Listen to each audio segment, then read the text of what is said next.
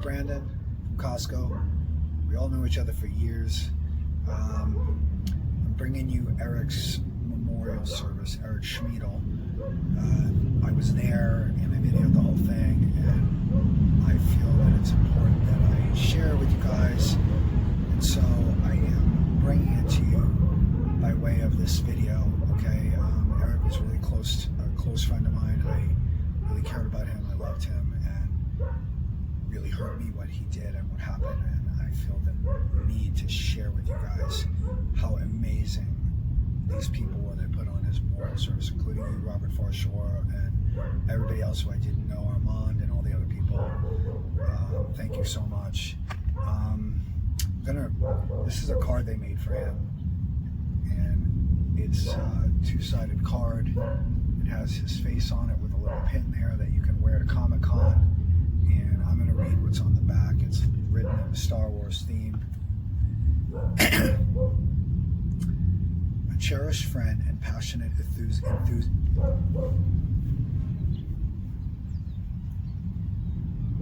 Shut up! I'll wait. Start over.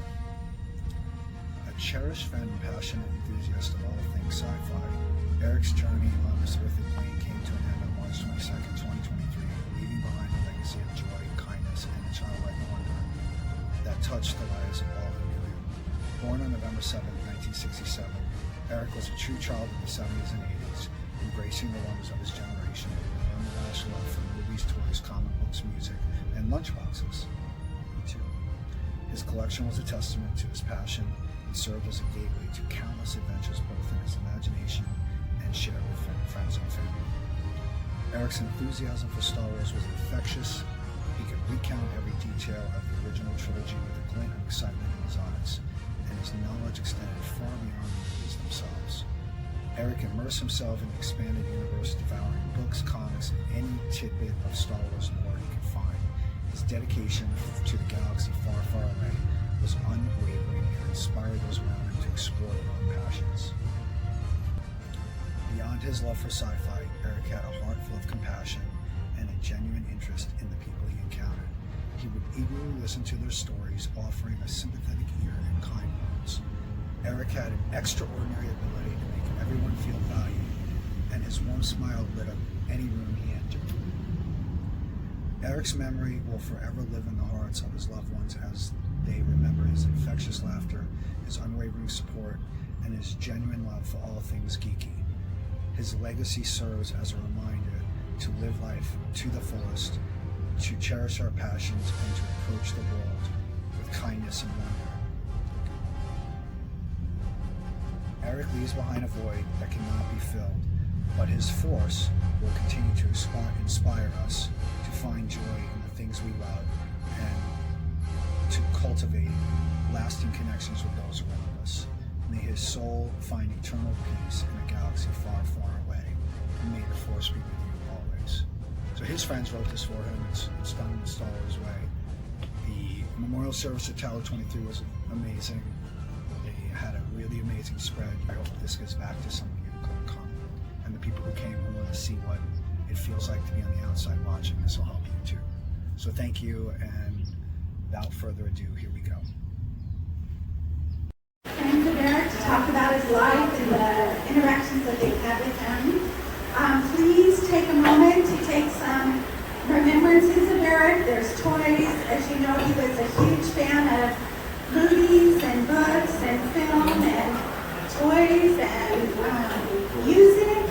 And so Philippe put together some music tracks for him. Alec has put together a wonderful presentation. So please take a few moments and grab some little remembrances of Erik, okay? Thank you. Yeah. You're welcome. I'm a Comic-Con swag guy. I don't believe in those rules. Alex made special glasses for Erik. Comic-Con swag is not a rule. It's swag, it's pirate hoodie. The idea is that's Okay, well I just want to take a few Comic-Con swag. moments to And so did I. Did I get it? You know, the author Mitchell Blum, I don't know if you're done from Tuesdays with Morena. But he has a great saying that says, death ends a life, but not a relationship. And I know that you all feel that you have a relationship with Erik to last you the rest of your life. I know I do. And I know that I'm going to hold it together. You know, all the times that, it's okay. All the times Erik used to come over to our house for meals and movies, right? So every time still that we're watching a movie or I'm cooking a meal that I think he would appreciate, I can just feel him sometimes, right? And sometimes I just look over at the couch and I say, man, you would have really appreciated this, you know? And I can hear him say, I know, right? And I know you all have heard him say that. So thank you very much for coming, and you know, just love you so much. And so I'd like to raise a toast to our wonderful friend, and we thank you, Alex and Monica, Jack and Guy and Susan and all of his friends from Comic-Con and Costco and everywhere. He loves you all, and he's with us tonight, and I know he's having a great time. I know, right? Here, here. I know, right? I think I went pretty detailed. There's a lot of good history in here. I figure we owe it to him, you know. Yeah, most of it will be on the screen, so put your attention up there. Here, I'll flip over. So Robert Bush on the end here, Costco, working for 28 years. Philippe, also fellow Costco employee, get together. And then myself and Alex, that works with me.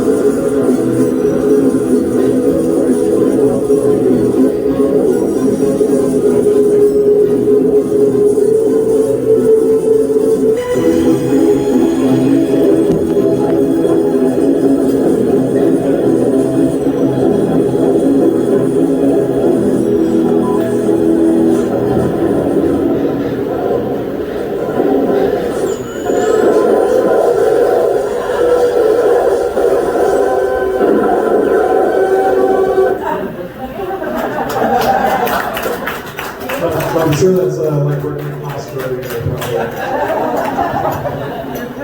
Erik was actually born in La Jolla, California, just right down the street here, on November 7th, 1967. Raised San Diego, born and raised. Here's a little baby picture. Baby Erik. He's a little bicycle riding, very face Erik. This is like coming from school. We did embellish some of the pictures on there. For kids he really liked a lot.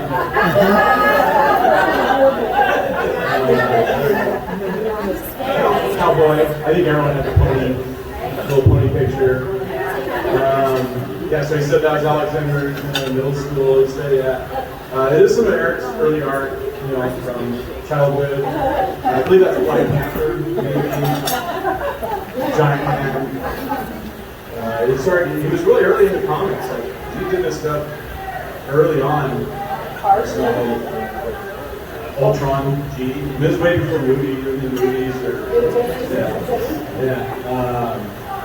was kind of making up his own little characters and stuff too. Some of these were, you know, not ones that were Marvel ever did. So he was kind of working on his own original. This is his comic book collection back in the day. We kind of looked up some of those, but pretty much 1970s, a lot of those sheets.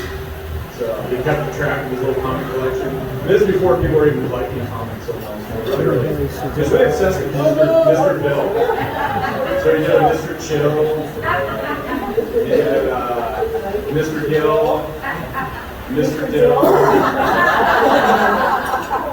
Mr. Hill, famous like a Hill, Mr. Sill, and then a bunch of more Mr. Bills. And there's a whole little story going on. It's pretty cool like seeing all this stuff, you know, all this creativity necessary. And more. Dr. Bill, Dr. Bill, Miss Bill. He was really obsessed with this. And there's still more.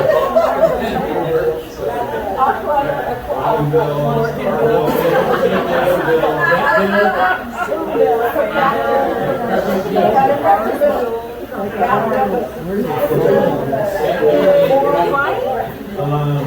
this is like, as George Lucas said, the best science fiction film of all time. It's not maybe like his thing. Dave, do you mind if I ask you a personal question? Hello. I wondered whether you might be having some second thoughts about the mission.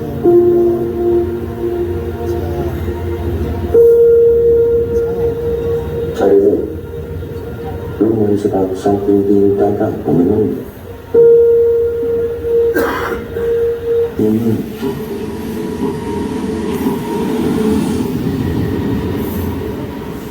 Open the pod bay doors, please. Open the pod bay doors, now. I'm sorry, David. I'm afraid I can't do that. What are you talking about, now? This conversation can serve no purpose anymore. Goodbye.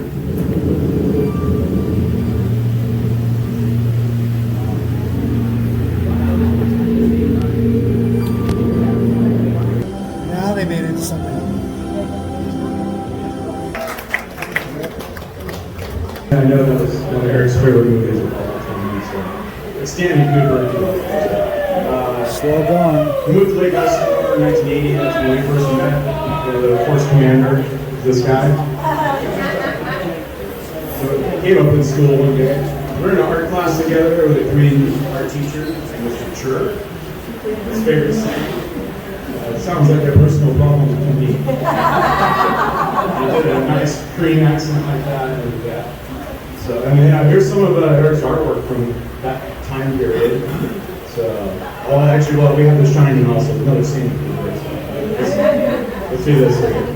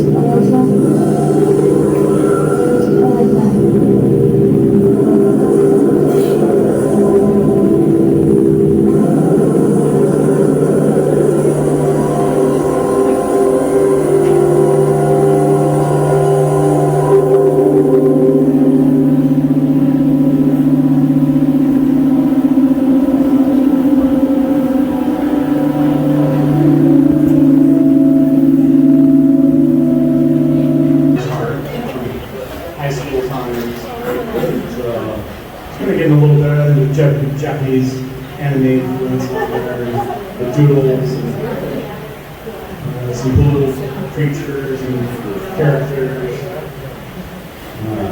cast iron, vortex, time traveling show,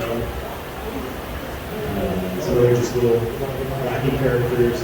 I kind of remember him drawing a lot of this stuff at the time in art class. And I think we're supposed to be working on other real projects, still life and stuff. We're just doing these. The little nights and everything.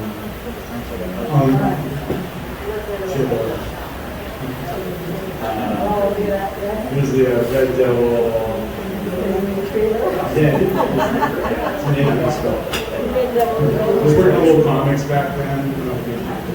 Here's another favorite movie clip. So this is the movie.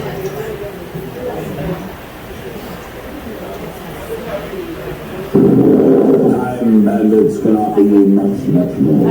It's not the special effects of droids which makes Time Bandits a unique cinematic sequence.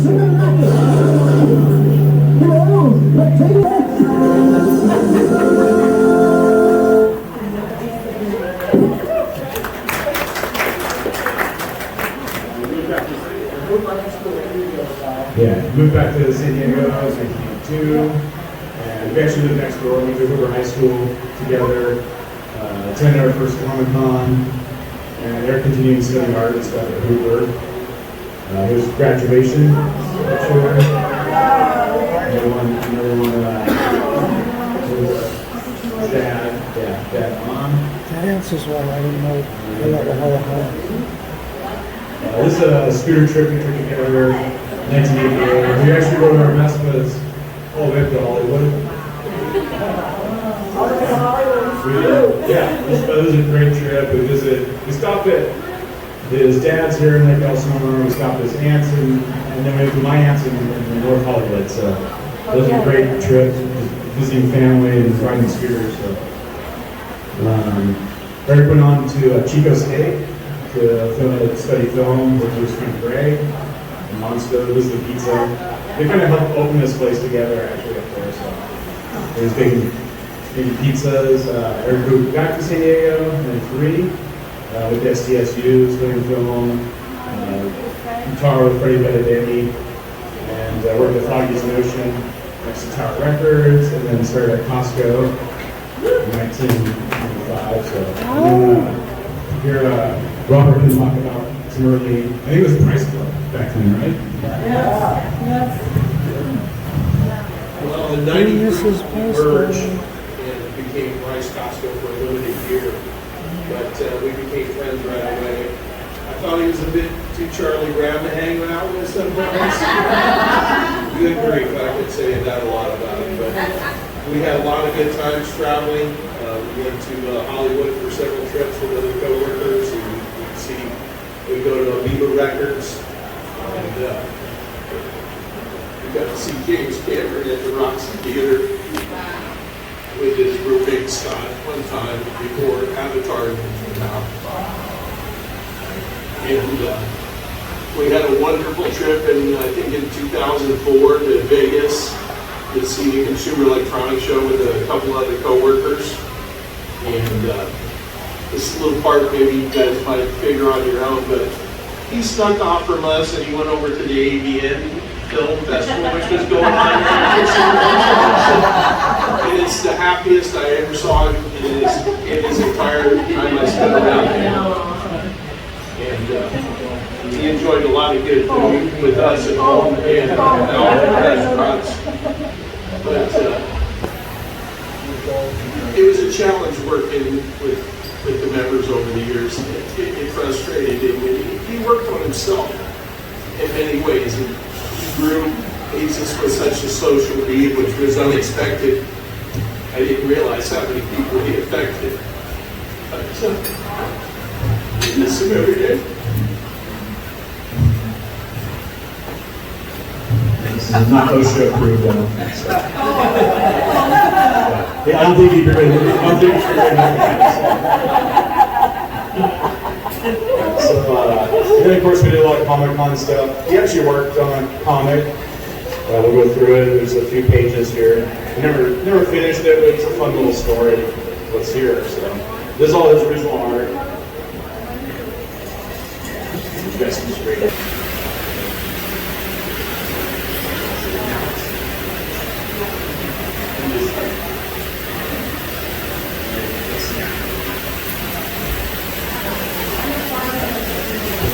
There's a little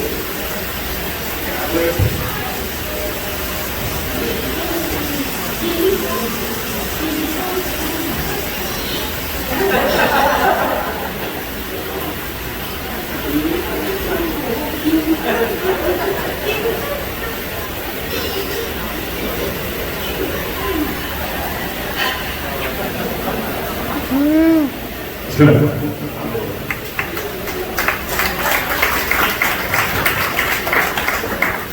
there. This also is from Comic Fest. Just having fun. Here's the thing, the hands.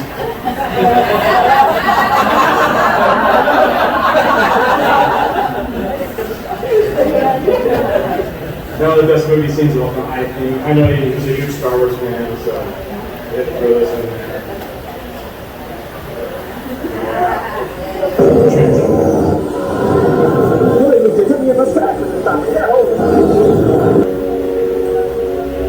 Great shot, Tim. That was 1 in a million. Remember, the force will be with you, always.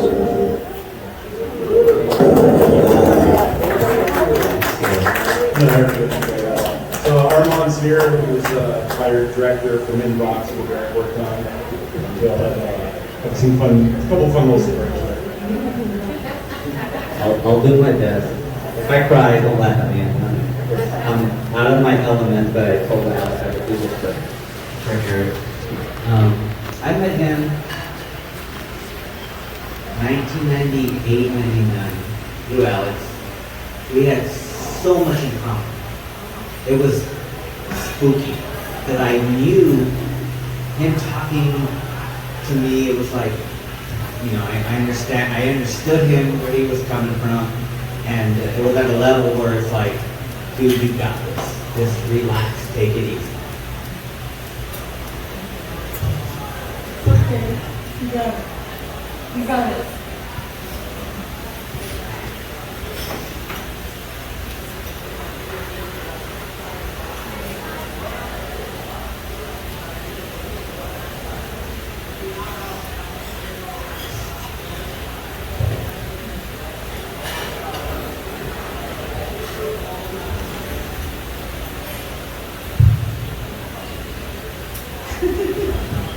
As a Costco shirt.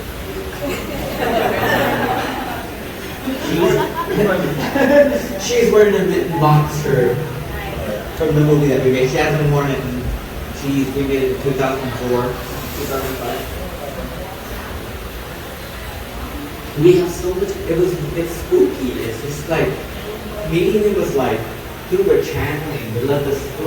You talk to people about movies, you talk to people about movies, you talk about cinematography and directors, and you have an argument about cinematography and it's, come on, we're on the same page. And it was just, it was a beautiful thing. But I remember, you know, talking to him, yeah, I'm gonna make a movie and write a script, you know, but I wasn't serious. I was kind of like dreaming about what I wanted to do. But he was like, come on, be part of this, and wow, you know, and 2 years later, hey, what about that movie we were talking about? And I'm like, come on, do this, you want to be a part of it? You like movies, you know? And he's looking at me like, are you crazy? I'm like, I just want to do this. I'm going to make this movie. Let's do this. And so, you know, I was finishing up writing the script, and I got him in on board. He came from a very dark place. He was coming in.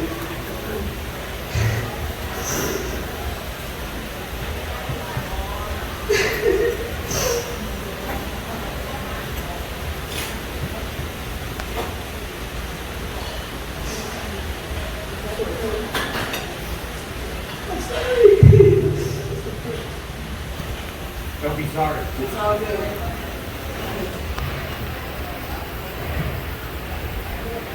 That dark place, I never understood.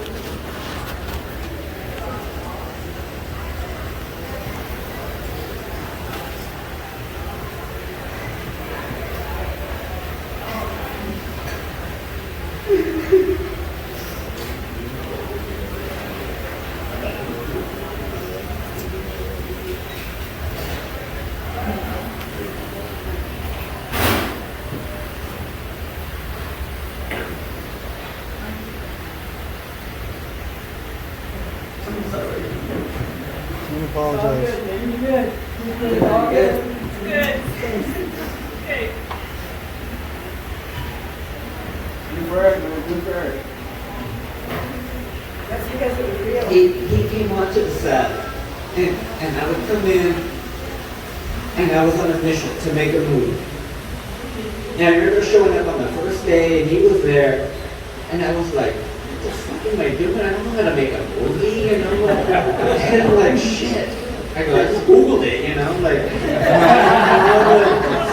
I got the camera good, you know, and he comes in, like, what do we do? Like, I know, you know, like, so I'm like, we got this. But I came in like I had everything under control. I came in like, dude, don't worry, we got this. You know, I had everybody. I just met the same day. I had the, you know, the editor, the lighting, the camera, and everything. We were going to do this, and I had someone who basically knew what he was doing. Like, this is what we're going to do first. We're going to do this in order, and then we're going to go on. And so I'm like, cool.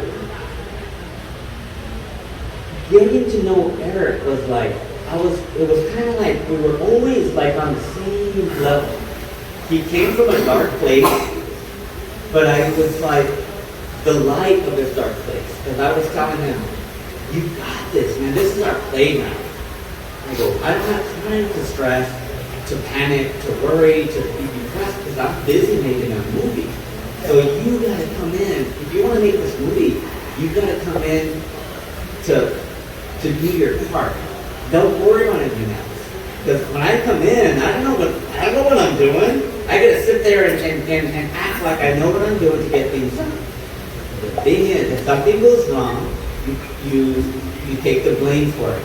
If something goes right, you give it. Somebody's gonna want to take blame for that. You give it to them, but you take control over the situation, and that's it. You wake up the next day and just do it.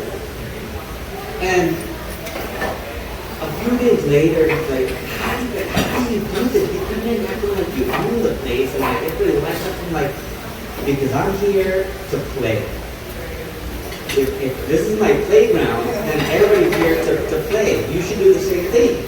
I don't have time to be depressed. I'm depressed every single day, but like, I'm in my element. If you're in your element and you want to make this movie, then be happy that you're doing something you want to do. From that point on, he came in to kick ass and just have fun. And just, you know, from the very beginning, he was there, holding the mic. He was there, you know, how are you going to do, you know, the ADR? And like, what is that? So I had to Google it. I'm like, oh, shit, okay. So, you know, I bought packing blankets, and I put it up against the wall, bought different equipment. He came in, he was there for everything. And he was there because I wanted him there, and he taught me what ADR was. I didn't know that existed. So when there was an airplane flying by and, you know, people honking and talking and doing all that stuff, like, he was there to give me ideas to fix the problem. So he was there as my angel to help me finish it.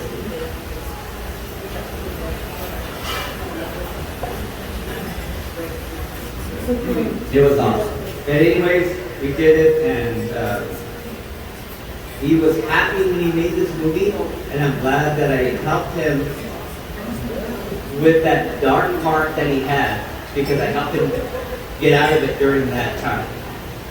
But again, I understood where he was coming from, and from that point on, it was, you know, he did what he did, but I'm glad I was helping. I'm glad I was there to help him with it at that time.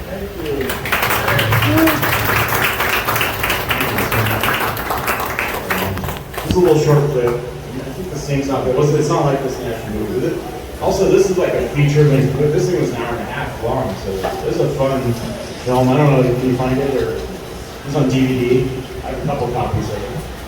So. I'm gonna need to get a mic. This film burning at a coffee shop. I need to get out of this town. Well, I'm gonna miss you when I move away. What do you mean? I choose my own. Starting my own business, leaving this country. Where to? Where would you go? Paris. You've been saying that since like forever. What are you gonna do then? Open my own toy store. I'll specialize in vintage toys and secondhand market collectibles. Then why toys? I mean, I really don't see how you can make a living selling action figures. Toy collecting? That's serious. It's a serious business. It's a whole world out there.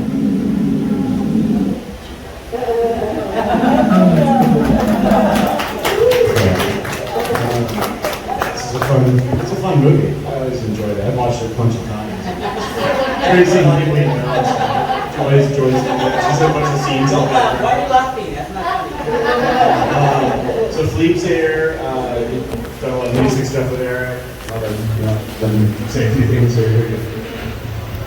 Hi, I'm Philippe.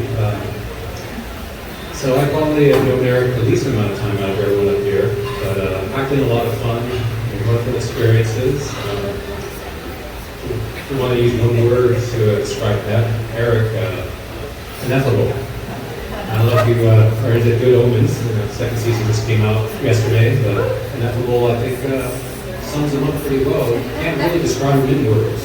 Best thing to do is just to experience the emotion. Best way that I did was through music. First met him stocking night merch as a young forklift driver. I was relegated to that as my assistant stopper, and he was very good at stocking. He was very good at talking, and so I did most of the stalking, he did most of the talking. It worked out. So we had mutual appreciation of those learning things. Initially bonding over The Big Lebowski, a classic cult movie out there. And then, Big Lebowski has a wonderful soundtrack, and so we started talking about music and moving on from there. And, he's definitely, you see from Brazil and Time Bandits, he's a big fan of Monty Python, and so I was also a big fan of that too. And just talking about all sorts of different things. But yeah, through music, we shared a number of wonderful joys. Quoting Kate Bush, he reminds me of a man with a child in his eyes. He's a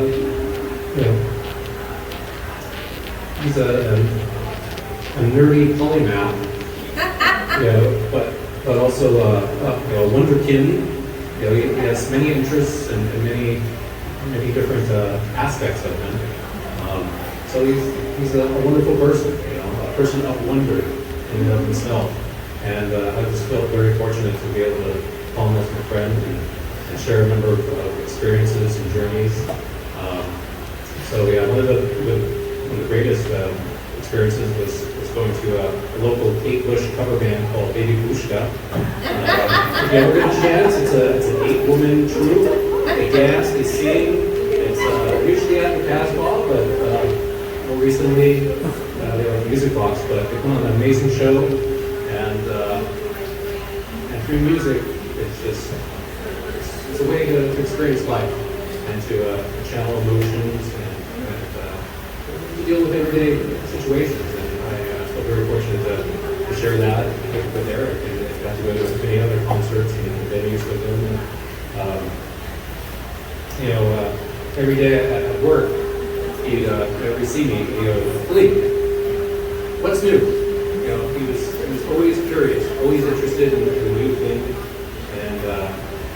and he kind of reminds me of the 1986 film Short Circuit, Johnny Five. He's always input. He's constantly expanding himself. He's always telling me about this podcast or this book or just a different idea here and there that he had in his head. He definitely constantly curious. He was so dedicated to learning and expanding his mind.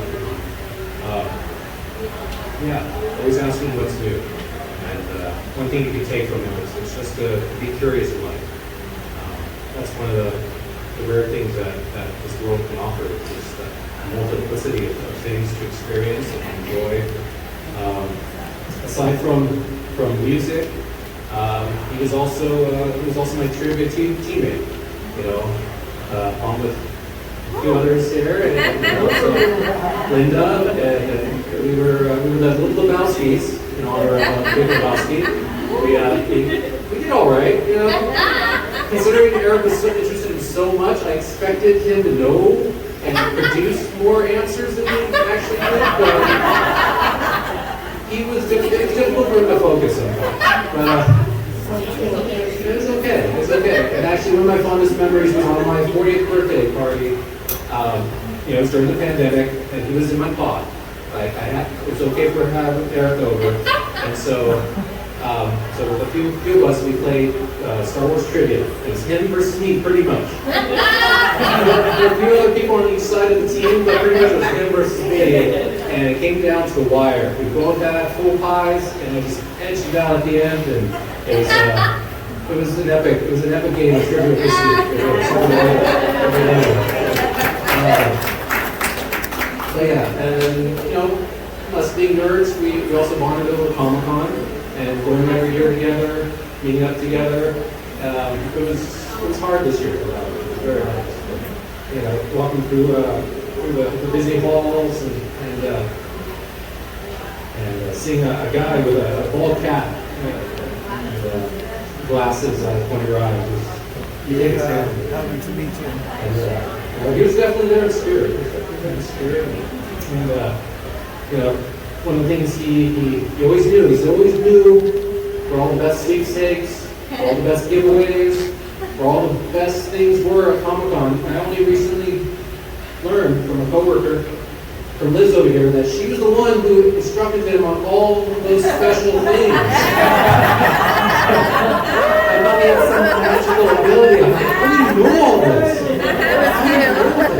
And so thank you, Liz. I'm going to touch base with you next year. But as I said, he was interested in so many things. We were also birthday buddies.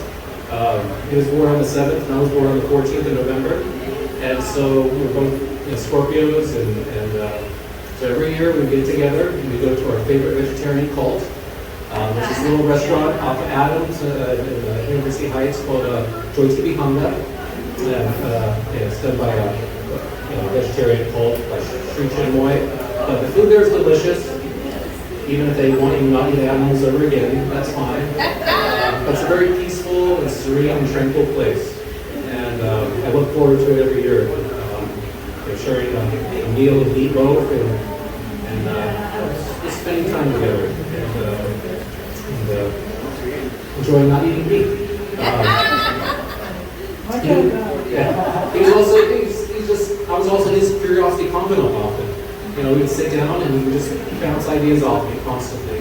Hey, how about this idea for a book? How about this idea for a novel, for a screenplay, for a comic book? He had so many ideas, so many irons in the fire, but the trouble was focusing. But I was his yes man. Like, anytime, Erik, you want me to help you out? Yeah, let's do it. You want to film this? I'll star in it. I can figure it out. I don't know. But, so he was very Protean. I don't know if you're familiar with the myth of Prometheus. He was a Greek, ancient Greek god of constant sea change, and he's always looking for new things, different things. Just like the sea god, it's very elusive. And with our Scorpio waters, so much knowledge within that mind that goes down with everyone. Whatever you were interested in, he had a kid. He had a finger in that. He could connect with you. Definitely very special. He was definitely wasted at CrossFit. He was not. He definitely shouldn't be on the front end. Don't get in his line. But if you ever had the chance to talk with him, connect with him, it was a special moment. A special moment every time. And lastly, I just want to say that for me, he was home. He was home. I don't regard home as a physical place too often, because that changes and time passes. But people are home for me, and he was home. And no matter what, when I was around him, I felt accepted, I felt comfortable, I felt listened to.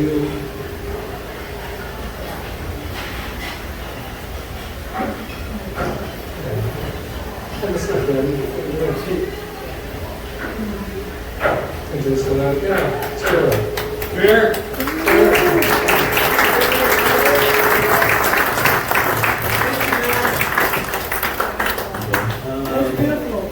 Thank you. Eric had tons of film ideas, always new toys, famous people. This is Shag, this is the artist Shag. So this is the director of Nightmare Before Christmas. Joe Turkey was from Blade Runner, that's Tyrell. He was working on a toy, even on toy design. This is from The Exorcist. There's a little flip here.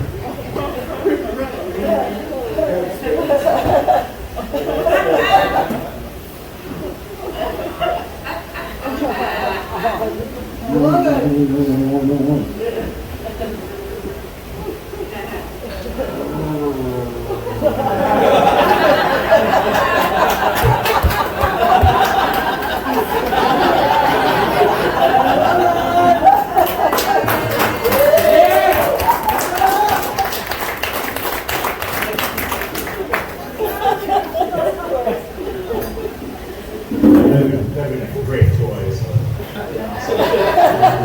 There's a little bit of a sad clip because of Blade Runner. This one gets me every time, so I'll go ahead and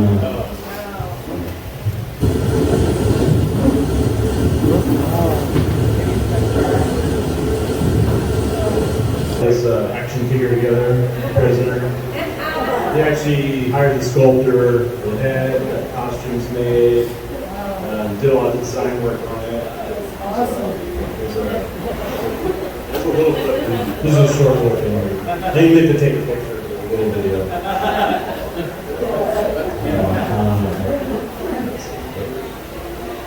And I think there's another little film clip here. Oh, this is the commercial he produced. The Prisoner action figure by Gilberto. Trapped in the village. No escape. They want information, but they won't get it because he's a man of action, a free man. And you can be too, because adventure awaits you with Gilberto and the Prisoner. Be seeking you. The Prisoner action figure by Gilberto, available in fine toy stores. Gilberto, the name of quality.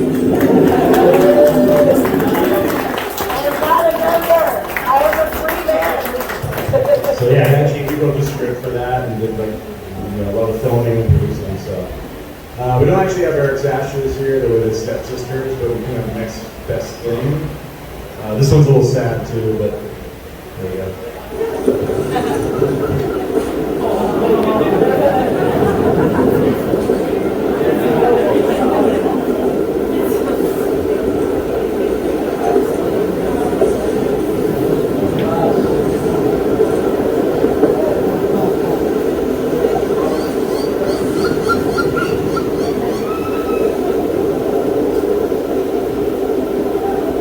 Johnny was a good boy and a good man.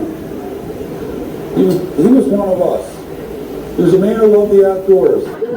Walter, you fucking asshole! Travesty with you, man. I'm sorry, it was an accident. Let's shoot off you now. What the fuck does anything have to do with the environment? What are you talking about? I'm sorry.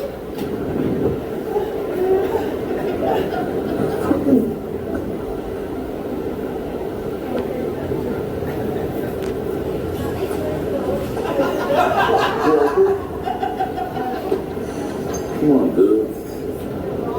Yeah, fuck it, man. Let's go home.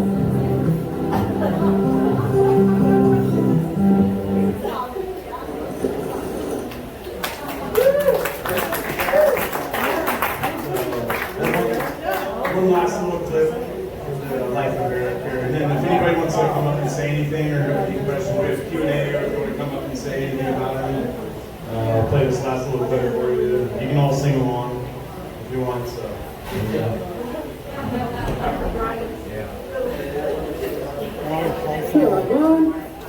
You know what they say? Some things in life are shaped as really make you mad. Other things just make you swear and curse. When you're chewing on life's gristle, I'll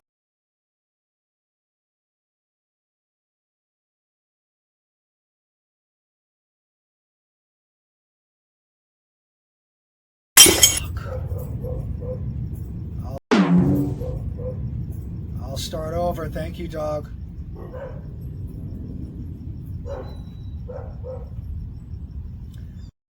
There's going to be a lot of editing. That inspired those around him to explore their own passions. Great. Hey, everybody from Costco. It's Brandon. We all know each other for years.